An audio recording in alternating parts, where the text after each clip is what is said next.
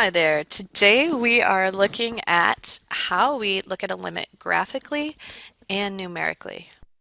Okay, um, so I'm going to start with graphically, and I'm hoping that you followed um, what I had on the content page to read first so that you've kind of looked and already talked about what a limit is. But a limit is basically what happens to a function as you get closer and closer to a certain value. Okay, so if you look at a function and as I get closer and closer to some value, I called it c, you get a limit.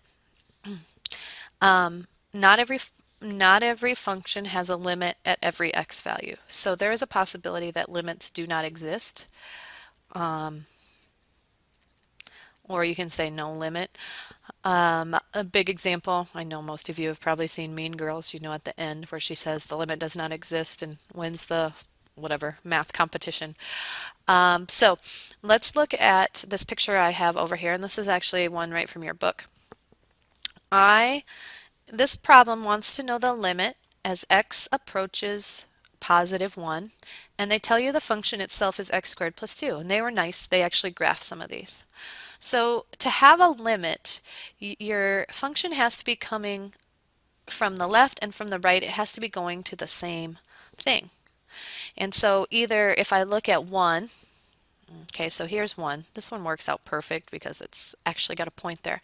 So if I looked at like 0.9 and I looked at 1.1, I'm going to get closer and closer to a certain point. Well, what point am I getting closer to? When x equals 1, my function itself is getting closer and closer to 3. So on this one, the limit of that would be 3. The answer to this would be 3. The limit actually exists and it's 3. So like if I was looking at that same function, the limit as x approaches 0 of that function. Let's look at that. Well, if I come from the left or if I come from the right, see I'm kind of drawing arrows. I do that a lot when we do limits. As I get closer to 0, my value of my function, the function itself, the y value, is getting closer and closer to this point right here, which would be 2.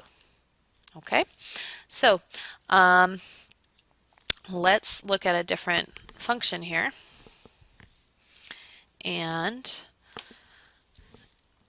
this one's a little bit harder. And this one's going to have more stuff with it.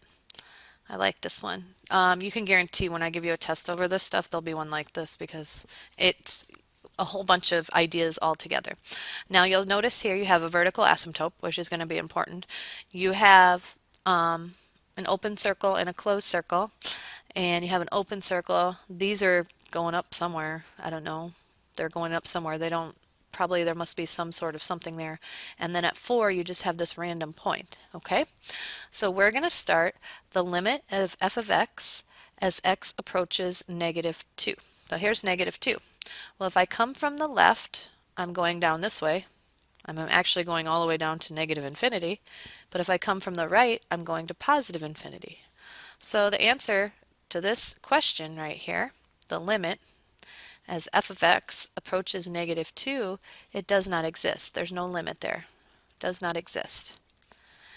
Because to have a limit, they both have to be going to a point, some arbitrary point.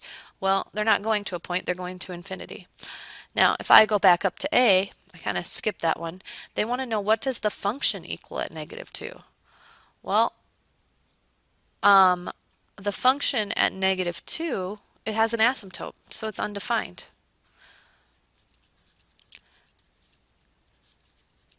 Okay, so in this example at negative 2, the function is undefined and the limit doesn't exist. Okay, now let's look at 0. F of 0. What does the function equal at 0? So here's my function. At 0, I have an open circle here and a filled in circle here. So my function at 0 would be the filled in circle. It equals 4. But the limit itself, well, if I come from the left, I'm down here at whatever that is, 0.5, and if I come from the right, I'm at 4. So they're not going to the same number. There's a jump in the graph. So that means there's no limit there either. Does not exist. Okay, so we had where the value itself was undefined, there was no limit. Here, f of 0 works, but there's no limit. Now let's look at f of 2. There's an open circle, so that does not exist. It's undefined. An open circle means the function is undefined there. But what about the limit? So now I'm looking at the limit as x approaches 2.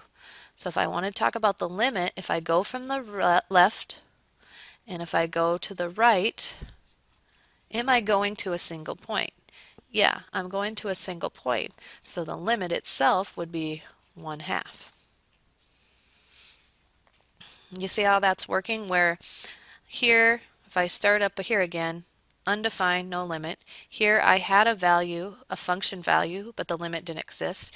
Here my function did not exist, but I had a limit. And finally, the fourth thing that I'm going to show you here with g and h, f of 4. Well, at 4, the function equals 2. Is there a limit? I'm hoping you get this by now. Well, as I get closer and closer to 4, this one's going up and this one's going up, but they're never going to reach a single thing. So we're going to say no limit.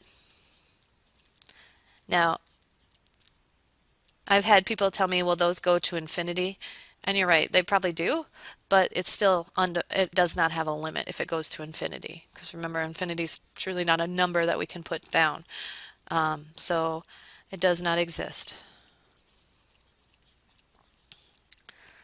All right, so what about if you don't have a graph? So this was kind of a harder example than the first one. So you'll have a couple of these, but let's talk about if you don't have a graph. What if they just tell you the limit as x approaches 2 of x minus 2 over x squared minus 4. How do I do this without a graph? Well, and I don't want to graph it. Let's just pretend I don't want to graph it. Here's what you can do. You can first try plugging in 2.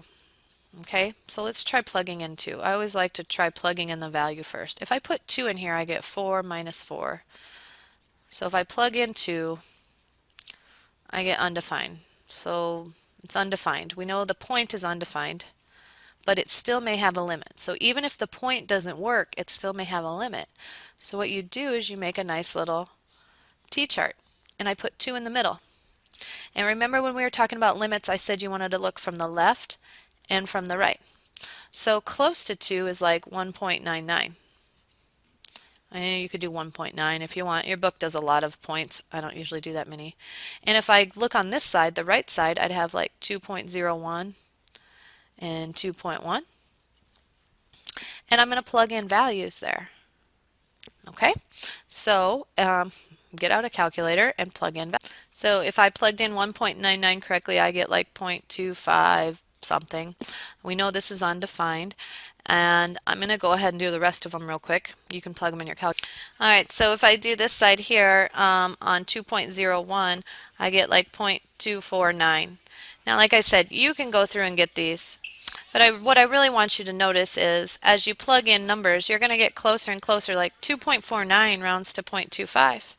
And 0.256, well, I don't know, it rounds to almost 2.5. And I might have this number wrong. I might have to look at that. I bet 0.256 was this one.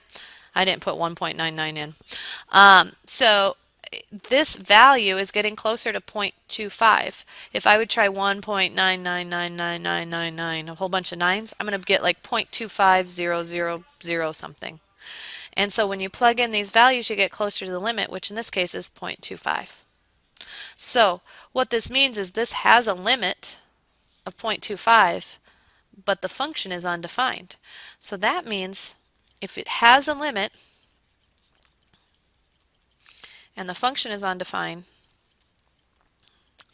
that means there's probably a hole in the graph. And in a couple days, we're going to look at that algebraically. If you do some algebra here, you'll notice that there is a hole in the graph. So that's it for today. Have a good day.